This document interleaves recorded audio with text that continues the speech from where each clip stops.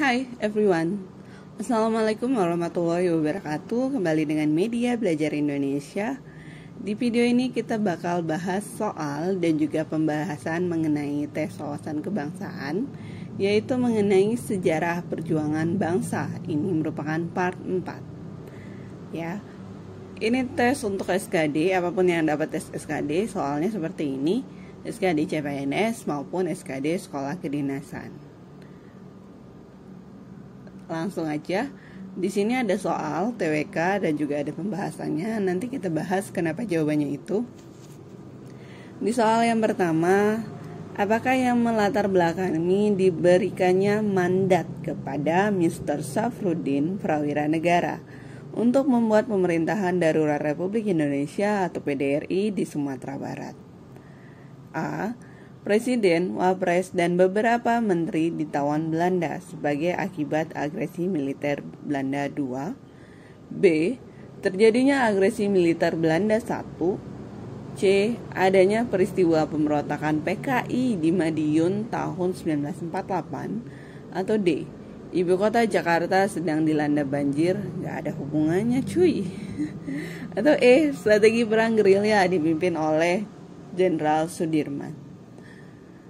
Nih, Pemerintah Darurat Republik Indonesia atau kita kenal dengan PDRI itu adalah pada tanggal 22 Desember tahun 48 sampai dengan 13 Juli 49. Dipimpin oleh Safruddin Prawira Negara. Penyebabnya karena Soekarno dan Hatta ditangkap Belanda pada tanggal 19 Desember 1948. Mereka sempat mengadakan rapat dan memberikan mandat kepada Safruddin Prawira Negara untuk membentuk pemerintahan sementara tidak lama setelah ibu kota RI di Yogyakarta dikuasai Belanda dalam agresi militer 2. Mereka berulang kali menyiarkan berita bahwa RI sudah bubar karena para pemimpinnya seperti Soekarno, Hatta, dan Syahrir sudah menyerah dan ditahan. Jadi jawabannya yang A, karena Presiden, Wapres, dan beberapa menteri ditawan Belanda sebagai akibat dari agresi militer 2. Ya, atau kita kenal ini dengan perjanjian Renville. Renville itu 48. Karena perjanjian pertama Linggarjati diingkari sehingga terjadinya agresi militer Belanda 1. Yang B, setelah Linggarjati itu baru Renville, agresi militer Belanda 2 yang A. Jadi jawabannya yang A. Ibu kota kita pindah. Ketika memimpinnya Safruddin Prawira Negara, ibu kota kita pindah dari Jogja, pindahnya ke Bukit Tinggi, Sumatera Barat ya. Lalu pindah lagi ke Jogja. Oke, next kita ke soal nomor 2. Untuk membantu menyelesaikan sengketa Indonesia Belanda, UNCI akhirnya membawa kedua belah pihak ke meja perundingan pada 7 Mei 49. Tadi Renville 48. Berarti ini setelah Renville. Siapakah pemimpin delegasi Indonesia dan delegasi dari Belanda? A. Mr. Muhammad Rum dan Dr. Van Rooyen. B. Rum Ma'ruf Lajami dan Baron Van Rooyen. C. Bill Hayden dan Dr. Van Rooyen. Atau D. Mr. Muhammad Yamin dan Bill Hayden. Atau E. Sultan Syahrir dan Jan Michael Otto. Nih, 7 Mei 1949 itu merupakan perundingan Rum-Rooyen, adalah perundingan antara Indonesia Belanda. Namanya itu diambil dari kedua pemimpin delegasi, Muhammad Rum dari Indonesia dan Herman van Rooyen dari Belanda. Perundingan ini dimulai pada tanggal 14 April 49 dan akhirnya ditandatangani pada tanggal 7 Mei 1949 di Hotel Des Indes Jakarta. Jadi jawabannya adalah yang A. Oke, A. Kita ke soal selanjutnya, soal nomor 3. Soal nomor 3 untuk TWK CPNS maupun sekolah kedinasan. Konferensi Meja Bundar atau KMB dilaksanakan di Den Haag, Belanda pada 23 Agustus sampai dengan 2 November 1949. Hasil utama konferensi tersebut adalah A. Belanda akan menyerahkan kedaulatan kepada RI selambat-lambatnya akhir bulan Desember 49. Ini November 49, ini Desember 49, bisa jadi ya. B. Masalah Irian Barat ditunda penyelesaiannya selama 1 tahun. C. A dan B benar. D. A dan B salah. E. Belanda akan menghentikan agresi militer dan menarik mundur pasukan Belanda yang ada di Indonesia. Hasil KMB itu ada beberapa. Yang pertama adalah Belanda menyerahkan kedaulatan kepada Republik Indonesia Serikat pada akhir Desember 49. Akan dibentuk Uni Indonesia Belanda. Dalam hal itu Indonesia dan Belanda akan bekerja sama. Kedudukan Indonesia dan Belanda sederajat. Indonesia akan mengembalikan semua milik Belanda dan membayar utang-utang Hindia Belanda sebelum tahun 49. Tuh, ketika kita dijajah sama Belanda, yang bayar utangnya adalah Indonesia. Selanjutnya adalah masalah Irian Barat, akan dibahas 1 tahun kemudian. Tahun 49 ini berarti tahun 50, nyatanya Irian Barat dibahasnya 62, finalnya 69. Dampak dari KMB ini Indonesia akhirnya mendapatkan kedaulatannya dari Belanda.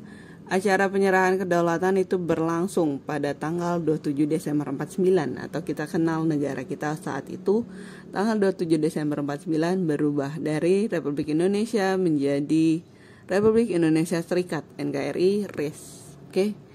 Jadi jawaban yang benar adalah yang ada di soal yang ada di pilihan jawaban A benar, B benar, C benar. Karena kan ditanya hasil bukan kecuali. D salah ya. Kalau yang E, Belanda akan menghentikan agresi militer dan menarik mundur pasukan Belanda yang ada di Indonesia. Ini merupakan hasil dari perjanjian Roem-Royen. Oke. Jadi jawabannya yang C, A dan B benar. Kita ke soal selanjutnya, soal nomor 4 untuk SKD CPNS. Kapitulasi Tuntang merupakan perjanjian penyerahan kekuasaan di Nusantara atau Indonesia dari pemerintahan Belanda kepada pemerintahan Britania Raya, Inggris ya, pada tahun 1811. Di bawah ini merupakan isi perjanjian Tuntang kecuali A. Pemerintah Belanda menyerahkan Indonesia kepada Inggris di Kalkua, India. B. Semua tentara Belanda menjadi tawanan perang Inggris. Atau C. Orang Belanda dapat dipekerjakan dalam pemerintahan Inggris. Atau D. Inggris dapat menguasai wilayah bekas jajahan Belanda. Atau E. Hutang Belanda tidak menjadi tanggungan Inggris. Oke, kita lihat. Isi perjanjian kapitulasi Tuntang itu ada 4. Yang pertama, pemerintah Belanda menyerahkan negara Indonesia kepada Inggris di Kalkuta, India. Benar berarti yang A. Yang B, yang kedua, semua tentara Belanda menjadi tawanan perang Inggris. Yang B benar. Ketiga, orang Belanda dapat dipekerjakan kepada pemerintahan Inggris. Yang C benar. 4, hutang Belanda tidak menjadi tanggungan Inggris. Yang E benar. Dia minta kecuali. Berarti kecualinya yang D. Inggris dapat menguasai wilayah-wilayah bekas jajahan Belanda. Sorry, ini salah ya. Jadi jawabannya adalah yang D. Inggris dapat menguasai wilayah-wilayah bekas jajahan Belanda. Oke.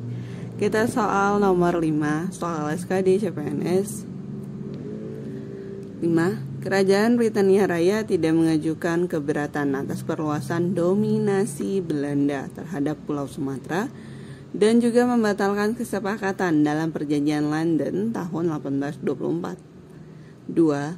Kerajaan Belanda menyatakan bahwa perdagangan dan pelayaran Britania Raya atas Kesultanan Siak dapat dilakukan. Begitupun terhadap semua kesultanan di Sumatera yang dapat bertanggung jawab pada Belanda. Pernyataan di atas merupakan isi dari ngomongin Sumatera ya ini. Traktat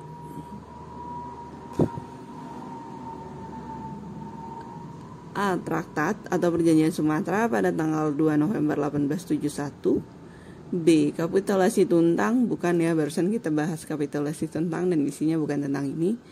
Atau C. Perjanjian Bongaya 18 November 67. Ini tahunnya 24, 1824, 67, berarti mundur, nggak mungkin banget yang C.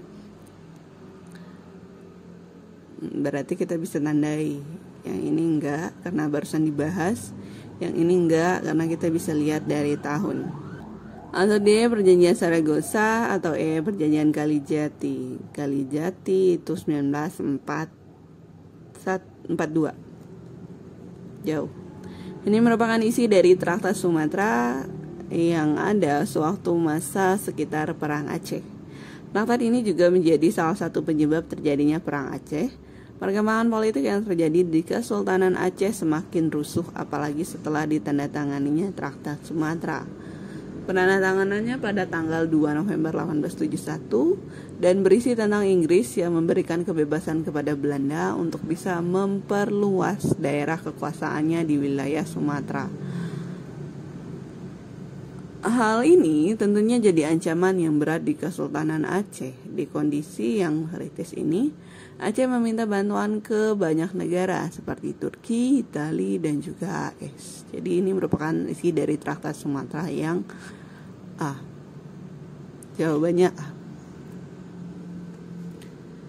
Kita ke soal selanjutnya, soal nomor 6 untuk SKD CPNS maupun sekolah kedinasan. Materinya adalah TWK, tes wawasan kebangsaan.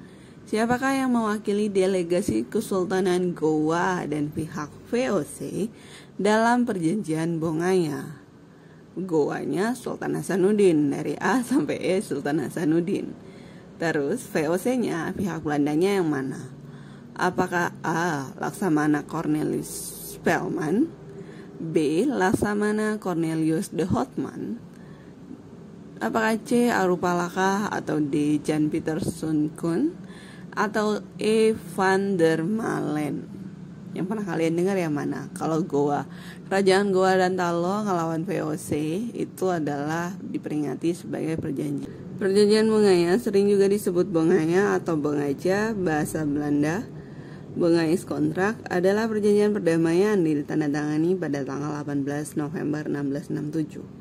Di Bongaya antara Kesultanan Goa dan diwakili oleh Sultan Hasanuddin dan pihak VOC diwakili oleh Laksamana Cornelis Spelman. Jadi jawabannya yang A. Oke. Kita ke soal selanjutnya, soal nomor 7. Satu-satunya organisasi massa yang sempat boleh berdiri pada zaman penjajahan Jepang adalah apa? A. Putra, Pusat Tenaga Rakyat. B. MIAI, Majelis Islam A'la Indonesia. Atau C. Muhammadiyah.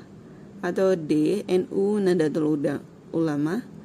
Atau E. PKI, Partai Komunis Indonesia. Satu-satunya organisasi massa yang boleh berdiri pada zaman pendudukan Jepang adalah Majelis Islam A'la Indonesia, atau disingkat dengan MIAI. Golongan ini memperoleh kelonggaran karena dinilai paling anti barat sehingga akan mudah dirangkul, itu menurut Jepang. Jadi pilihan jawaban yang benar itu yang B, MIAI, MIAI. Oke guys, sekian dulu untuk sejarah perjuangan bangsa kali ini. Terima kasih telah menyaksikan, semoga bermanfaat. Wassalamualaikum warahmatullahi wabarakatuh.